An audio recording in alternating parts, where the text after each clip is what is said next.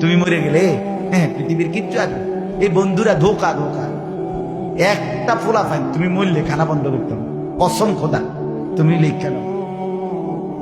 তোমার একটা ফ্রেন্ড এক লগে যদি বইয়ে বইয়ে বিড়ি খায়, তোমার লগে গাঞ্জা খায়, ফুটটা খায়, বাবা খায়, মদখোর গাঁজাখোর, একসাথে বইয়া উলঙ্গ ছবি দেখো, ওই জানোয়ারের জিজ্ঞেস করো বলে আমি মরলে আমার ঠ্যাংটা ভাঙলে তুই এক বেলা খানা বন্ধ রাখবি।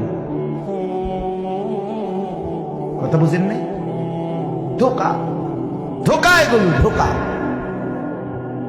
ওরা কেউ থাকবে না। আরে আপন বাপ মরলে যে সন্তানরা দিনের বেলা দাফন কাফন করছে, তারা কি সেই সন্তানরা, আপন সন্তানরা রাতের বেলা ভাত খায় না? কথা বলেন না কেন? পাশের ঘর থেকে খানা রান্দাই আরো বেশি খায়, আরো একটু বুঝতে লাও যেই কান্দাটা তুমি কাঁদছো আজগা কি ভাইয়া, তাইলে তাহলে আপন বাপ তারপরেও তো সন্তান খানা তোমার লেগে কাঁদবে কি?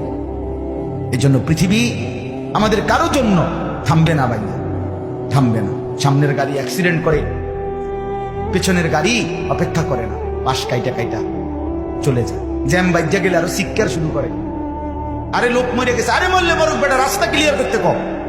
ঠিক কিনা বলেন না কেন?